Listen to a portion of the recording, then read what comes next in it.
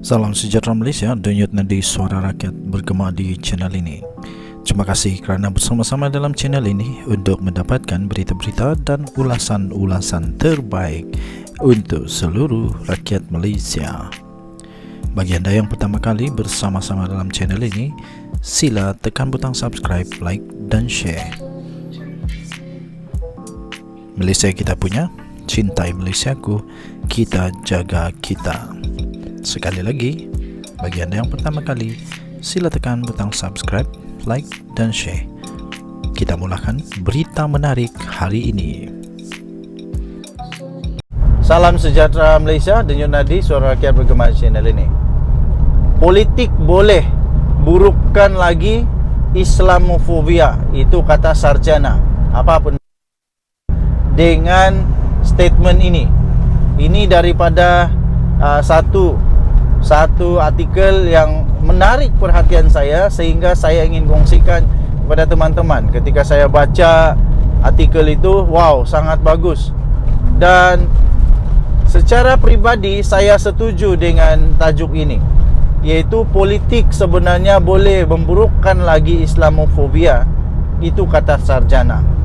Saya fikir tidak sepatutnya agama Islam yang begini suci, begini murni, agama ini ditunggang oleh ahli-ahli politik yang tidak bertanggungjawab. Kalau tujuannya baik, okey. Tapi kalau sekadar untuk ditunggang supaya dapat kepentingan politik, kepentingan parti politik, kepentingan diri sendiri, itu saya tidak setuju. Sarjana tersebut nama dia Mustafa Akyol. Mustafa Akyol berkata, tindakan ahli politik yang menyokong naratif kita lawan mereka itu boleh menyemarakkan Islamofobia. Itu kata sarjana ini. Tuan-tuan dan puan-puan yang dihormati sekalian, marilah kita sama-sama menghormati agama Islam. Kita sama-sama menjunjung agama ini dengan baik. Jangan tunggang agama ini kerana ia tak baik, akan menimbulkan rasa lain daripada yang lain. Jadi hormati. Pada bulan Ramadan ini lagi, patutnya semua berfikiran bersih. Okey, tuan-tuan dan puan-puan, apa dia kata? Politik boleh memburukkan Islamofobia, dan umat Islam mempunyai peranan untuk menyekat kebencian itu daripada terus merebak, menurut seorang sarjana daripada Turki, Mustafa Akyol. Katanya ahli politik banyak yang menyemarakkan Islamofobia apabila mereka menyokong naratif kita lawan mereka, dan secara tidak sengaja menimbulkan kebencian atau prasangka dalam kalangan umat Islam terhadap golongan bukan Islam, seperti yang diperhatikannya yang berlaku di seluruh dunia, termasuk di negaranya sendiri, iaitu di Turki. Itu kata sarjana ini. Beliau berkata, perlu ada visi politik sivil yang mempertahankan umat Islam daripada prasangka dan ketidakadilan, selain membina jambatan dengan golongan bukan Islam, menerusi satu persefahaman dan sikap yang saling menghormati. Hormat menghormati, itu saya setuju. Saya fikir semua agama mengajarkan kita tentang kasih, mengasihi, hormat menghormati, bersikap toleransi, dan bersikap dengan adil tanpa prasangka. Itu sangat penting. Saya fikir tidak ada agama yang mengajarkan kita untuk memusuhi, tetapi untuk saling hormat menghormati. Mungkin maksud daripada sarjana daripada Turki ini. Beliau berkata, ia akan membantu untuk menyembuhkan Islamofobia serta fobia dalam kalangan umat Islam terhadap kumpulan lain. Katanya kepada FMT dalam temu bual sempena antarabangsa memerangi Islamofobia pada 15 Mac yang lalu. Tuan-tuan dan perempuan yang dihormati sekalian, menurut Akyol terdapat dua jenis Islamofobia. Jenis pertama yang berakar umbi daripada kebencian patologi beberapa kumpulan terhadap umat Islam, katanya. Beliau memberikan contoh supaya kita faham. Beliau memberikan satu contoh. Sebagai contoh, Akyol memetik kebencian golongan pendukung ketuanan kulit putih di barat terhadap golongan minoriti Islam hanya atas kewujudan mereka, atau golongan ultra sosialis Serbia yang membenci umat Islam di Bosnia disebabkan kekalahan Serbia kepada Empayar Uthmaniyah yang berabad-abad yang lalu. Itu sudah berabad-abad.